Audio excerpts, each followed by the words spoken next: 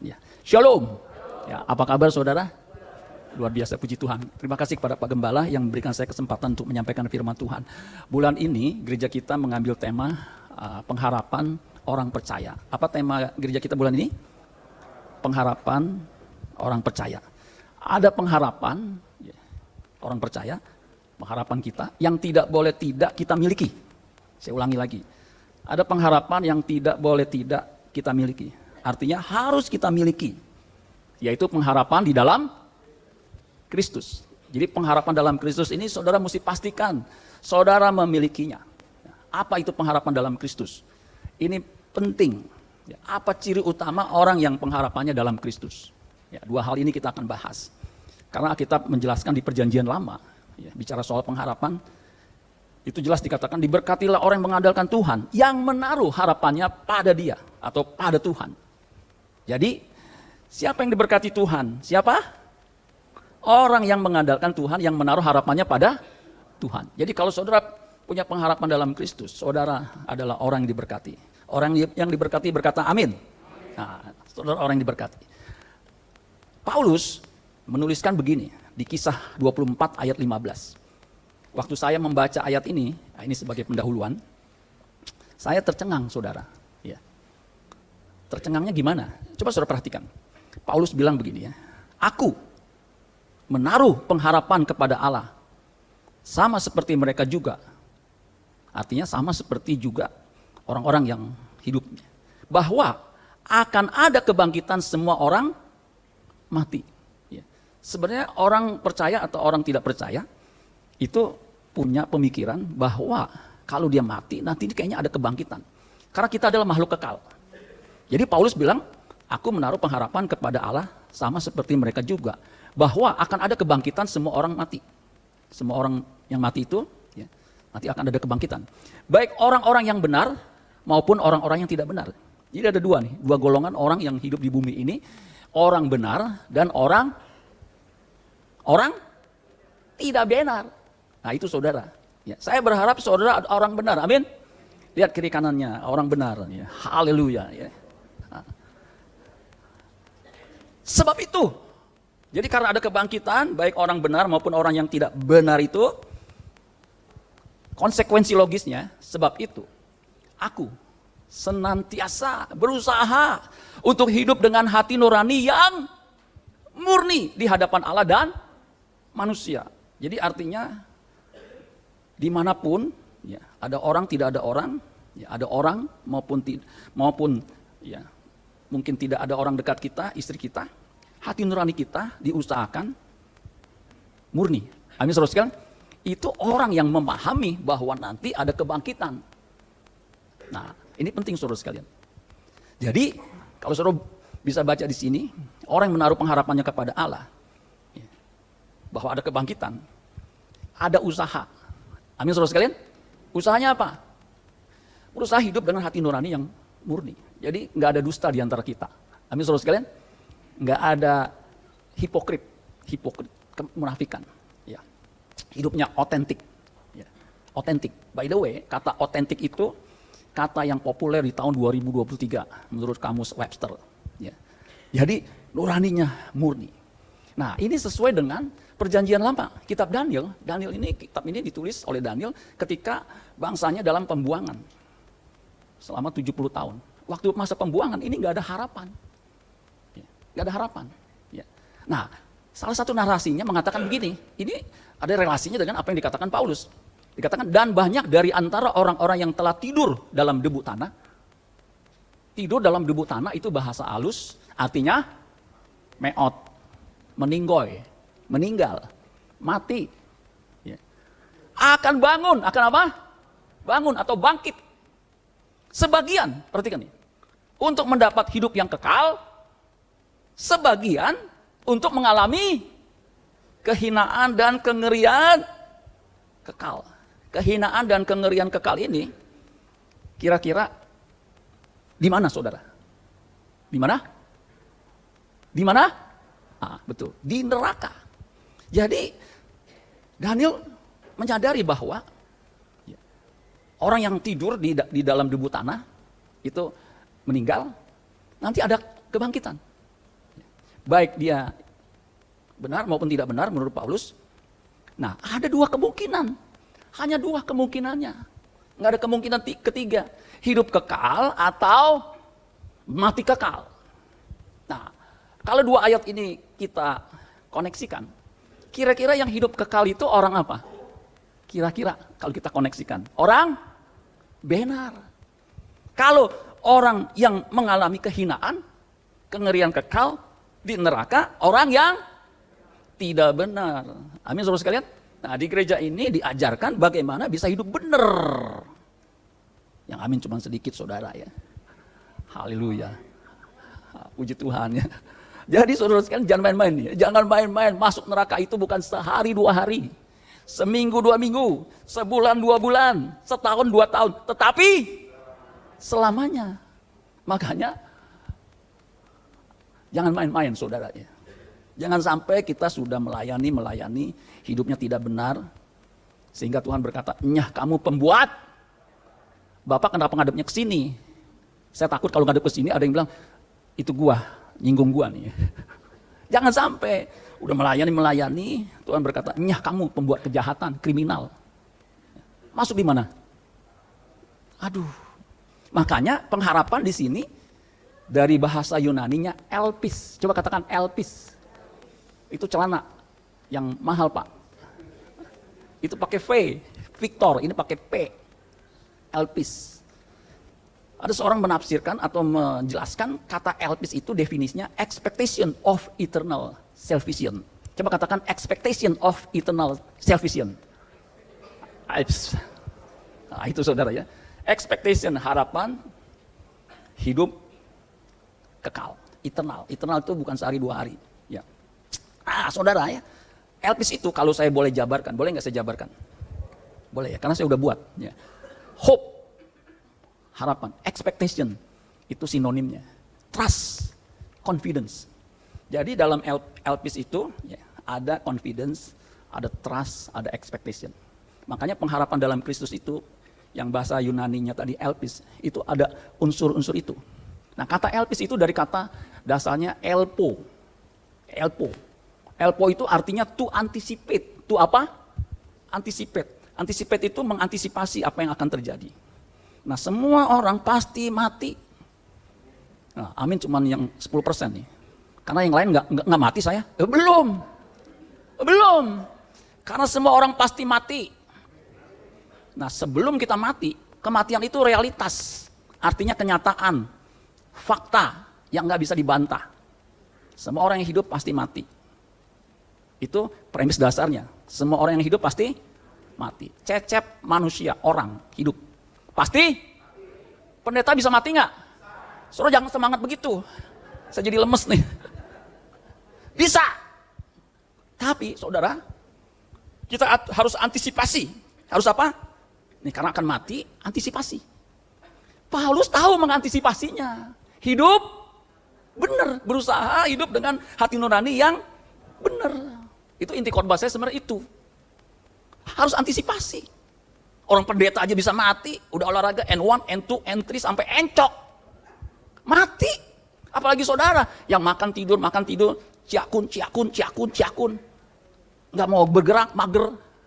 Yang kayak begini cepat mati. Enggak juga Pak, iya sih kadang-kadang yang begitu kagak mati-mati. Sebab apa? Tuhan kasih kesempatan supaya bertobat. Nah kita harus antisipasi, amin saudara sekalian. Nah itu. Saya suka dengan kamus besar bahasa Indonesia. Dia bilang begini, pengharapan itu dari kata harapan. Tadi ada lagunya cocok tuh, bagus tuh. Pengharapan. Oh harapanku, itu sama ya. Harapanku di dalammu. Terus hanya kau Yesus kuatku. Saya nggak janjian tuh sama Elva ya. Nah itu saudara ya. Pengharapan, harapan, sama itu. Saya coba bukan Google ya, browsing pakai Alkitab elektronik, kata pengharapan sama harapan, perjanjian lama, perjanjian baru ada berapa? Ada 84 lebih. Jadi ini penting nih, kita harus punya harapan yang benar. Kata harapan itu artinya keinginan, supaya menjadi kenyataan. Amin saudara sekalian. Harapan itu keinginan supaya menjadi kenyataan. Ya kita bisa mengharapkan, kayak saya kan dulu waktu masih remaja, saya berharap bisa kerja, bisa mencukupi kebutuhan sendiri, bisa memberkati keluarga atau orang-orang sekitar saya, ya. Kemudian bisa melayani dengan baik. Nah itu keinginan. Dan itu menjadi kenyataan, Tuhan berkati, ya lumayan lah. Ya lumayan cukup untuk makan, minum, cukup. Ya. Bisa mencukupi kebutuhan diri sendiri, ya, istri, anak, dan juga bisa memberkati. Ya, walaupun nggak melimpah. Ya. Ada anak muda, usianya belum 25. Asetnya 2 triliun. 2 triliun itu, kalau saudara beliin ketoprak, saudara makan sampai ngejoprak kagak habis-habis. Saya bilang luar biasa nih. Kaya sebelum umur 25. Dulu saya berharap sebelum 30, saya udah punya mobil, udah punya rumah. Ah, itu mah cemen. Ini belum 25, success before 30, before 25, udah asetnya. Aduh, ya. Tapi bukan itu pengharapan kita yang sejati, amin. Pengharapan kita yang sejati di dalam Yesus. Ketika kita mati, kita disambut oleh malaikat. Kemudian Yesus berkata, ini hambaku yang baik, yang berkenan kepadaku. Masuk. Nah, itu seperti Stefanus.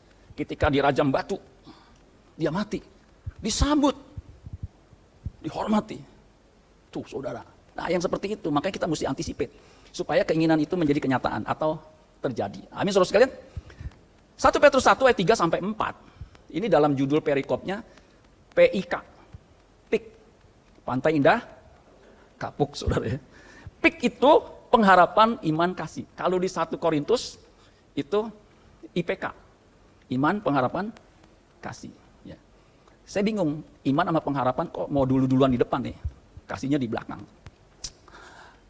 Kalau iman itu dasar dari segala sesuatu yang kita harapkan. Itu penting. Jadi untuk bisa memiliki pengharapan dalam Kristus, kita mesti punya iman. Mesti yakin, mesti percaya. Hanya Yesus yang bisa memungkinkan kita hidup di sorga. Itu mesti yakin. Dan keselamatan tidak ada di dalam siapapun juga selain di dalam Dia. Jelas tuh? Nggak ada. Sebab di bawah kolong langit ini tidak ada nama lain yang diberikan kepada manusia, yang olehnya kita dapat diselamatkan. Itu harga mati. Akulah jalan kebenaran dan hidup. Tidak ada seorang pun yang sampai kepada Bapa kalau tidak melalui aku. Jadi jalannya menuju ke rumah Bapa itu cuma satu, only one way. Hanya di dalam Kristus, nggak ada. Ya mudah-mudahan saya cukup waktu untuk menjelaskan ini, dasar doktrinnya. Ya. Jadi jelas, amin saudara sekalian. Akulah kebangkitan dan hidup. Barang siapa, artinya siapa saja yang percaya kepadaku, ia akan hidup. Kata hidup di situ zoe, artinya hidup kekal. Ia akan hidup. Tuh. Jadi akulah kebangkitan dan hidup. Barang siapa percaya kepadaku, ia akan hidup. Walaupun dia sudah mati. Itu konteksnya. Lazarus sudah mati. Kalau dia percaya Yesus, dia akan hidup. Dan setiap orang yang hidup dan percaya kepadaku, ia akan hidup selama-lamanya. Itu konteksnya untuk yang orang hidup. Untuk kita nih. Ya. Yang hidup percaya Yesus tidak akan mati selama-lamanya. Mati selama-lamanya itu sama dengan maut di neraka. Hidup selama-lamanya itu hidup kekal. Artinya, kalau saudara percaya Yesus, saudara tidak akan mengalami kematian kekal. Amin. Yang hidup dan percaya Yesus katakan amin. Ini harus saudara hayati. Untuk bisa hidup kekal, pengharapan kita nanti menjadi kenyataan hidup kekal, hanya dalam Yesus. Percaya Yesus. Gak ada cara lain. Terpujilah Allah dan Bapa Tuhan kita Yesus Kristus. Yang karena rahmatnya yang besar telah melahirkan kita kembali. Oleh kebangkitan Yesus Kristus dari antara orang mati. Perhatikan. Kepada suatu hidup yang penuh pengharapan. Jadi pengharapan yang penuh itu hanya ada dalam Yesus. Jadi hanya Dia yang memungkinkan kita bisa hidup kekal. Gak ada yang lain. Makanya di bagian lain ada ayat mengatakan taruhlah pengharapanmu sepenuhnya, seluruhnya. Jadi kalau main, ini ilustrasi aja, kalau main judi, kalau kita yakin ini nomor keluar, nomor 2, 3, 5, 1, ini keluar, suruh pasang sepenuhnya. Wah yakin ini. Kok yakin? Ya yakin. Dia gak ada dasarnya, namanya kan judi. Yakin banget nih, keluar nih nomor ini nih. Nomor berapa tadi? Jangan dihafalin saudara, itu saya cuma nyebut aja ya. 2, 3, 5, 1, gue pasang nih pasti keluar. Dia pasang semuanya nih. Duit ada berapa di sini ya? 4 juta, pasang. Nanti beli pas 1000 kali. Suruh pasang nggak? Ini pengalaman nih ya. Suruh pasang nggak? Pasang. Dia pasang kan. 4 juta dompet. Nanti 1000 kali. Pasang 4 juta, 1000 kali keluar berapa? Hasil nanti. Kalau keluar betul, nomor ini keluar, saudara dapat berapa? Kan 4 juta dipasang, nanti diganti berlipat kali ganda, yaitu 1000 kali. Saudara dapat berapa? 4M. Wah, bayangin, yakin dapat 4M.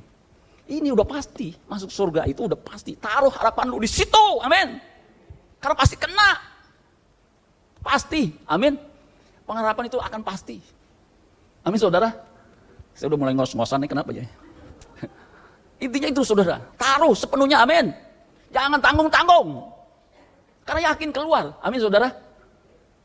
Saya hampir gak pernah main judi sih ya. Jadi gak tahu sensasinya tuh gimana. Ketipu iya saudara ya. Saya yakin nih sahamnya akan naik nih. Oh saham teknologi, saya taruh $5.000. Belum setahun ambles. Saya bilang sama istrinya, Mam, $5.000 hilang.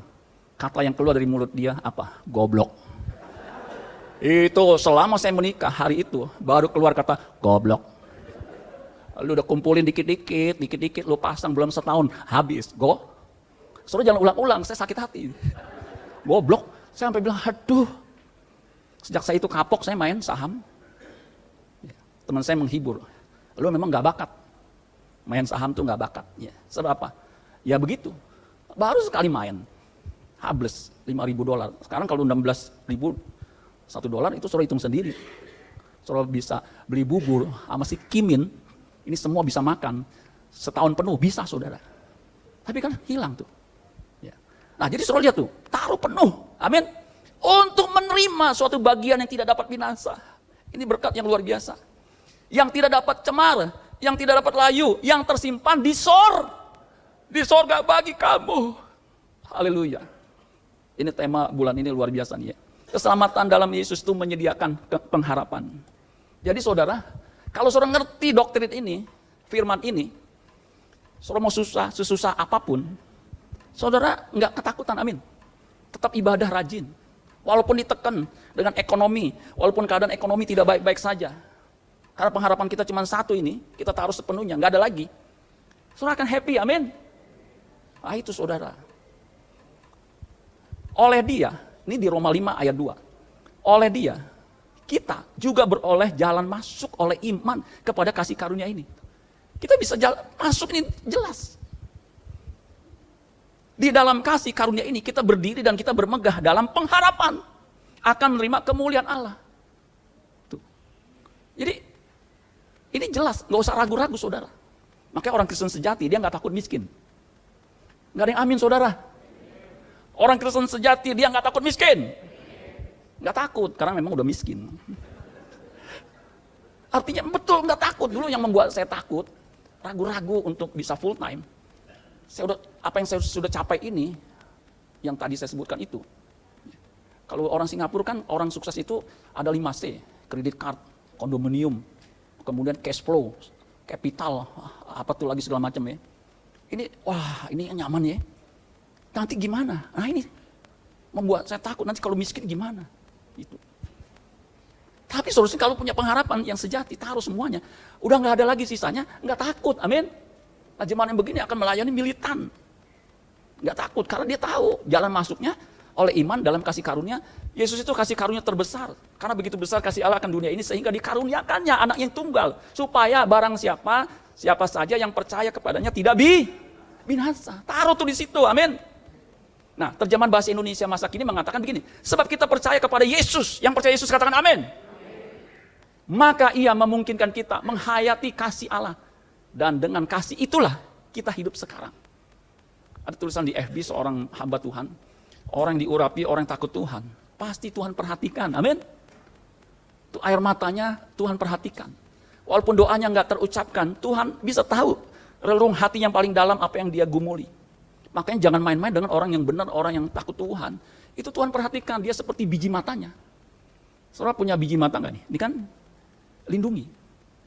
Kemarin saya mau nyiram pohon ya, itu apa namanya, satu pohon, begitu tuh, saya kan nunduk begitu, nusuk, untung ada kacamata. Kalau enggak, saya begini korban nih saudara. Saya bilang, untung ada kacamata, cuma gores dikit nih, tuh.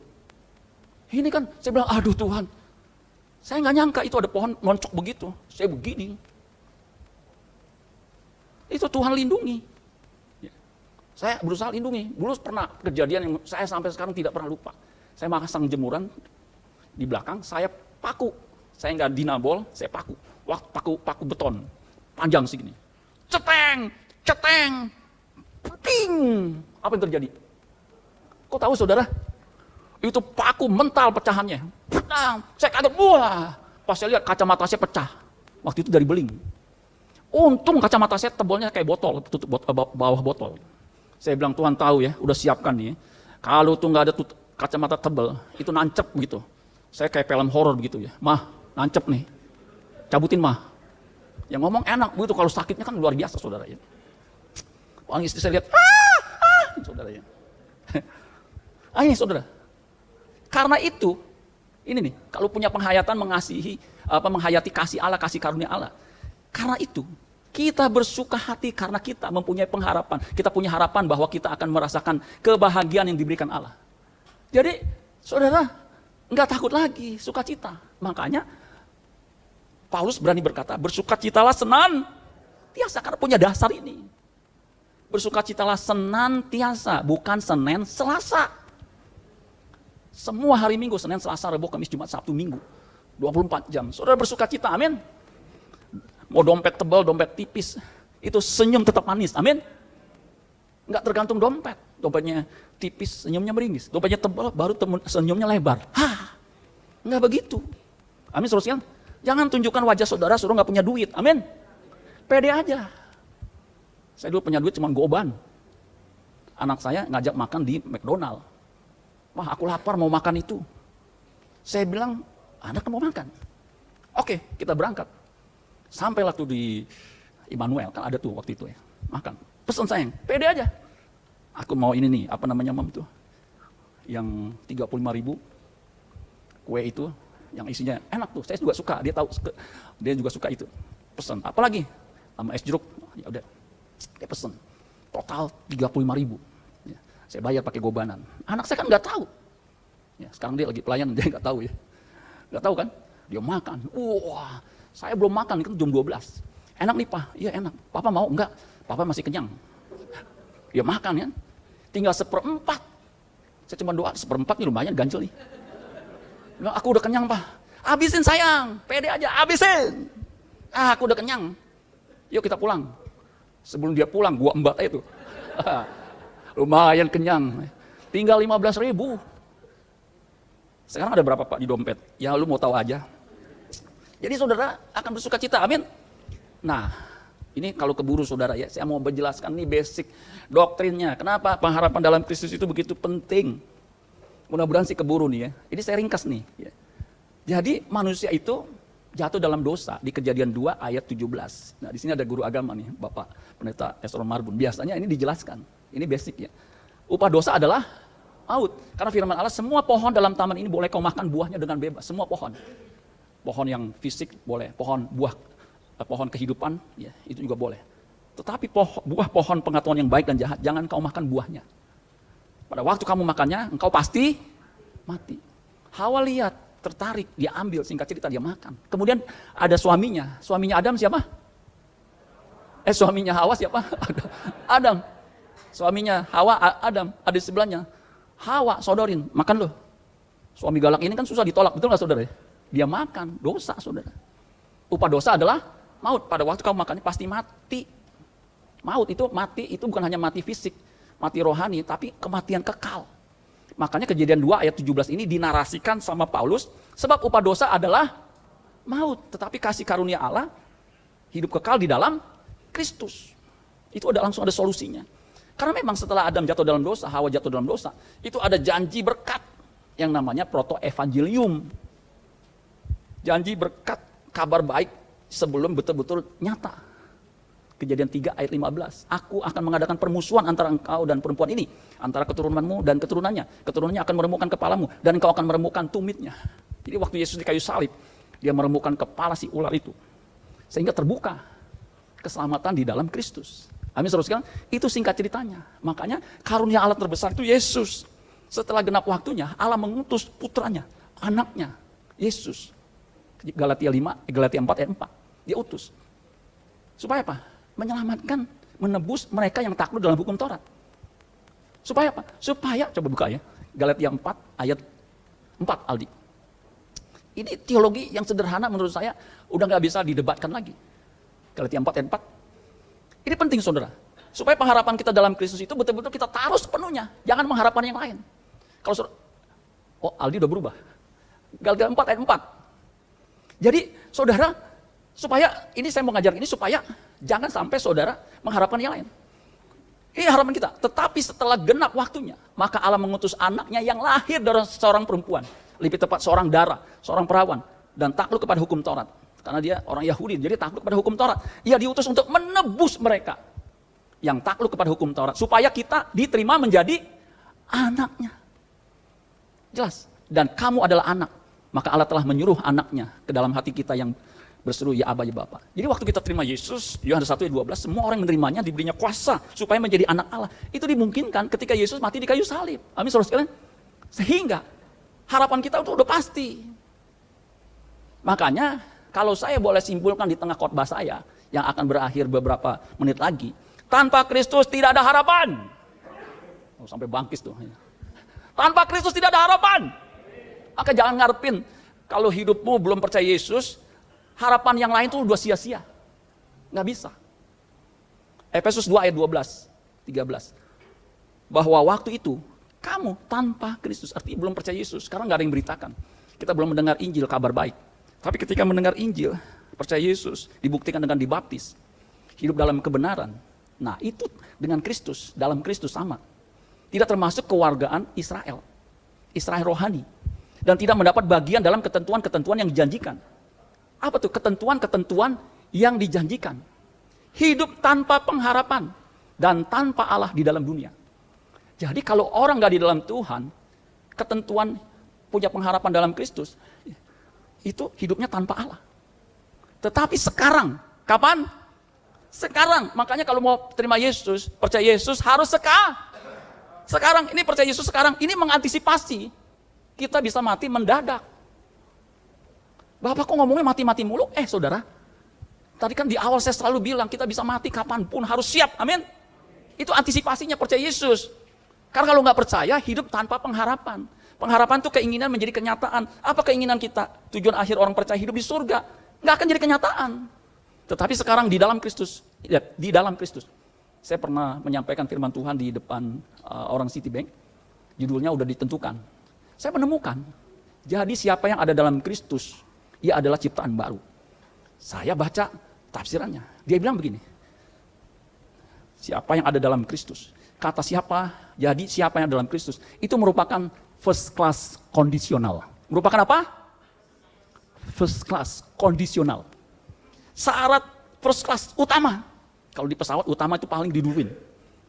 Itu syarat utama. Kalau saudara mau jadi ciptaan baru, saudara mau punya pengharapan untuk hidup kekal jadi kenyataan, harus di dalam Kristus, amin. Itu kondisi syarat utama. Nggak ada tepuk tangan saudara ya. Belum ke sini, baru yang tadi tuh ya. Jadi, kamu yang dahulu jauh sudah menjadi dekat. Dekat artinya udah tinggal satu langkah lagi, saudara mati, udah masuk tuh, amin. Udah dekat. Kalau saudara nggak di dalam Yesus, jauh. Nggak bisa nyampe. Mau pakai pesawat Boeing yang nanti kita akan impor, nggak bisa. Disediain berapa puluh, nggak nyampe. Makanya hidup tanpa Kristus itu no hope. Katakan no hope. No hope. No future. No hope. Nah, ini bagian yang inti. Puji Tuhan, cukup ya waktunya. Target utama atau ciri utama orang yang pengharapannya dalam Kristus, target utamanya. Waktu saya baca ini, ini luar biasa nih ya. Ini mendorong kita, yang lain itu jadi tidak penting. Yang penting bagaimana kita hidup berkenan. Yang harus kita kejar, kita usahakan. Ini. Makanya saudara sekalian, kalau kita beribadah, kita mendapatkan ajaran sehat, pasti hidupnya berubah. Ini aminnya masih belum semangat, saya masih semangat nih ya. Energi saya bangkit lagi nih. Jadi saudara, kalau orang mendapat ajaran yang benar, hidupnya pasti berubah. Walaupun mungkin berubahnya enggak drastis. Berubah. Power Ranger. Enggak. Berubah ke arah yang baik, makin baik, makin baik. Jadi ciri utamanya orang yang pengharapan dalam Kristus, hidupnya kudus seperti Kristus. Kita percaya kita menyembah Yesus, kita akan menjadi seperti yang kita sembah, seperti yang kita percayai. Hidup seperti Yesus. Hidup seperti Yesus itu simple. Yesus melakukan kehendak Bapa.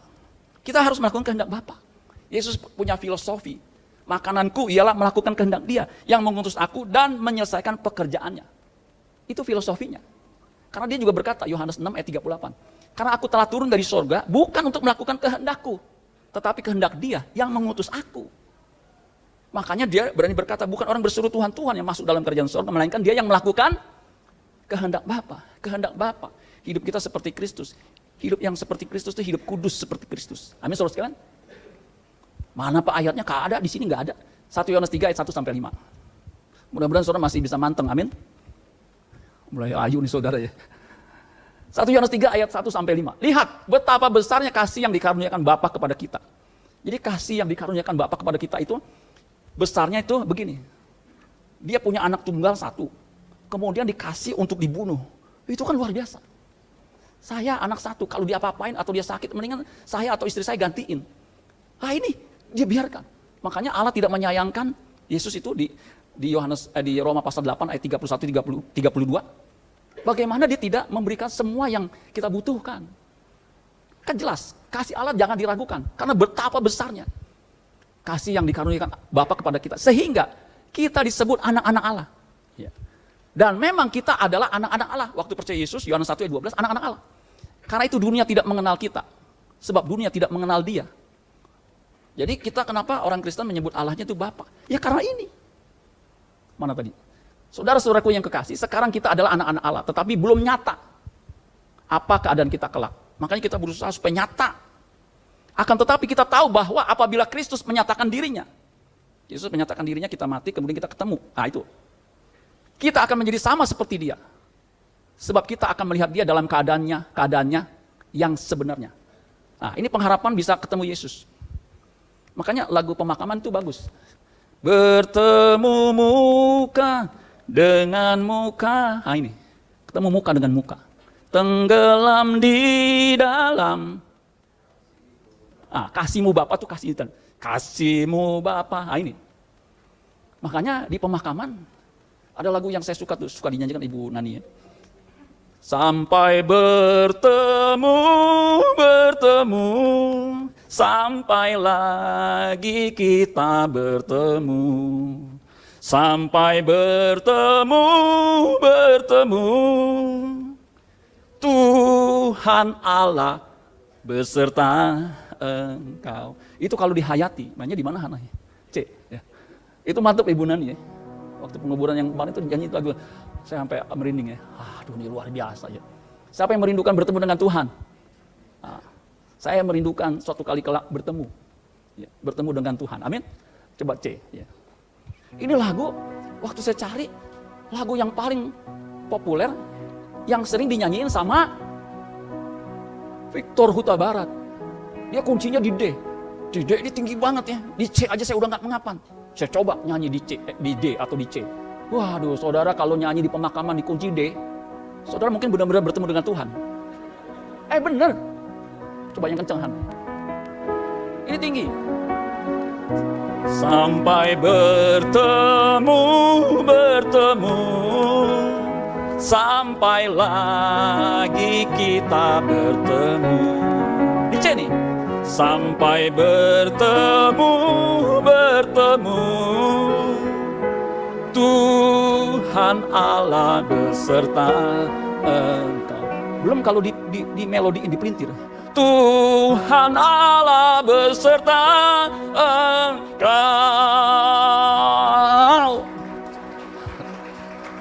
Kalau saya ikut Indonesian Idol, pasti saya kalah. Itu saudara, ya. Aduh. Nah, setiap orang menaruh pengharapan itu kepadanya, ketemu Yesus. Apa tuh? Kalau naruh pengharapan ketemu Yesus, dalam Yesus, apa tuh?